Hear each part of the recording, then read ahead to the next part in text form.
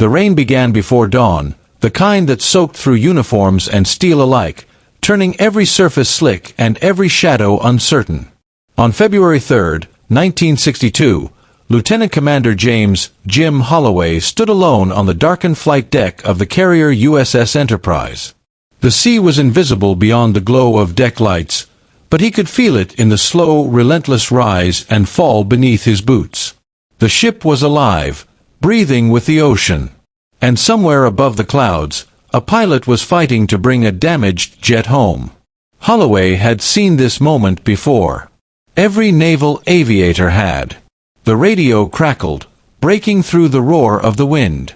Hydraulic failure. Low fuel. No alternate. The pilot's voice was steady, but Holloway knew what that steadiness cost. He had heard it in Korea. He had heard it in training accidents. He had heard it in men who knew that the next 2 minutes would decide everything. Carrier aviation had come a long way since the early jet age. The angled deck had saved countless lives. Steam catapults could launch heavier aircraft. Optical landing systems gave pilots a clearer picture of their approach. But danger had not disappeared.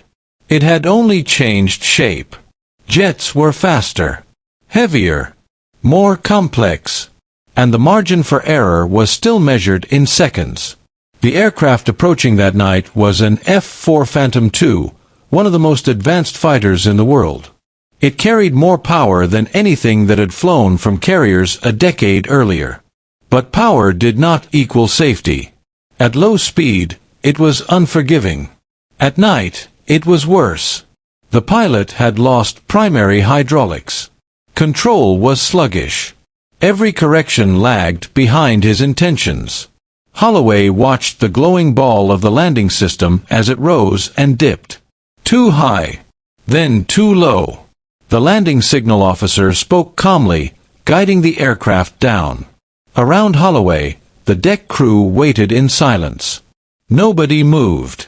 Nobody spoke. They had learned that stillness was its own kind of prayer. When the Phantom touched the deck, it slammed hard. The tailhook bounced. Missed the first wire. Missed the second. For a fraction of a second, time froze. Then the third wire caught. The jet jerked to a halt in a storm of spray and steam. The pilot lived. The deck crew exhaled as one. Holloway did not celebrate. He had learned not to. Because for every safe landing, there had been another night when the wire snapped. When a jet went over the side. When fire consumed the deck. And one of those nights had changed naval aviation forever. It began 5 years earlier, on July 29, 1967. The sun was already brutal over the Gulf of Tonkin. The crew of USS Forrestal moved with routine precision. Aircraft were armed and fueled. Pilots climbed into cockpits. Vietnam waited beyond the horizon. At 10:51 a.m., everything went wrong. A faulty electrical surge triggered a rocket pod beneath an F-4 Phantom II. The rocket fired across the deck and struck an A-4 Skyhawk. Fuel spilled instantly. Fire followed. Within seconds, the deck became an inferno. Lieutenant Commander John McCain, sitting in his Skyhawk, felt the explosion before he saw it. He climbed from his aircraft just moments before the next blast ripped through the line of jets. Bombs cooked off. Shrapnel tore through sailors and aircraft alike. The fire burned for hours. 134 men died. Over 160 were wounded. 21 aircraft destroyed. The disaster exposed a brutal truth. Technology had advanced, but procedures had not kept pace. Weapons were deadlier. Fuel loads greater. Decks more crowded. One mistake could still destroy everything. In the months that followed, investigations were ruthless. Safety became an obsession. Training changed. Firefighting methods were reinvented. Damage control drills became constant. Every sailor learned that survival depended not on machines, but on preparation. One young officer studying those reports was Jim Holloway. He saw a pattern. Naval aviation did not evolve through comfort. It evolved through catastrophe. Every improvement was written in loss. Years later, he would become Chief of Naval Operations. But in 1967, he was just another officer determined that the dead would not be forgotten. By the early 1970s, a new revolution was coming. Not in the air. In the mind. The U.S. Navy began studying human error. Why good pilots made fatal mistakes. Why experienced crews misjudged risk. Why accidents happened even when equipment worked perfectly. The answer was unsettling. Most crashes were not caused by mechanical failure. They were caused by communication breakdowns, stress, and flawed decision-making. Out of that realization came crew resource management. A simple idea. Every voice mattered. Rank did not equal correctness. Junior crew could challenge senior officers. Pilots and controllers worked as a team. It sounded obvious. It was revolutionary. On a cold morning in 1979, a young pilot named Mark Reynolds experienced it firsthand. Flying an F-14 Tomcat from the carrier USS Nimitz, he noticed a minor instrument discrepancy.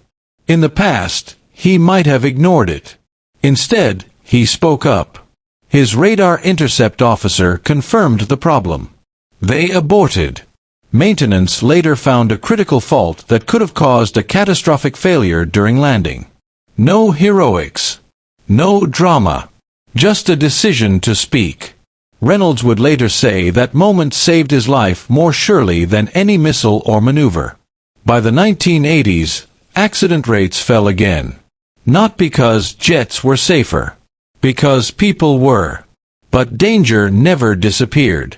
In 1981, an EA-6B Prowler crashed into the deck of USS Nimitz during landing. 14 died. 45 injured. The investigation revealed fatigue, pressure, and miscommunication. Each tragedy reinforced the same lesson. Technology alone could not save lives. The final transformation came with simulation. By the 1990s, carrier pilots spent hundreds of hours in realistic trainers before ever touching a deck. Emergencies were practiced until responses became instinct. In 1994, Lieutenant Sarah Mitchell prepared for her first carrier landing. She had already crashed dozens of times in simulators. She had burned engines, lost controls, fought storms, and survived. When her real landing went wrong, she did not panic. She bolted, climbed, and tried again. Later, she would say the simulator had made fear familiar. And familiarity made survival possible. Today, modern carriers like the USS Gerald R. Ford represent the peak of this evolution. Advanced arresting gear. Digital landing aids. Networked communication. But the core philosophy remains unchanged. Give the pilot a second chance. Every time a jet misses the wires and climbs back into the sky, it is not failure. It is survival. More than 70 years after the first angled deck, carrier aviation still depends on that same principle. Not perfection. Recovery. Jim Holloway retired decades ago. But sometimes, he still thought about that stormy night on the Enterprise. The Phantom slamming onto the deck. The wire catching. The pilot living. He understood something most people never see. Progress is rarely dramatic. It does not always look like victory. Often, it looks like fewer funerals. And somewhere, tonight, in darkness over the ocean, a pilot will miss the wires. The engines will roar. The aircraft will climb. And that pilot will try again. Because history is not just shaped by bold ideas or brilliant machines. It is shaped by the quiet determination to learn from failure, to protect the next person, and to refuse the belief that loss is inevitable. The future of aviation will bring new aircraft, new threats, and new dangers. But as long as those who fly remember the lessons written in fire and steel, they will carry forward the same promise. Not that accidents will never happen, but that every possible step will be taken so that when they do, someone gets another chance. And sometimes, another chance is everything.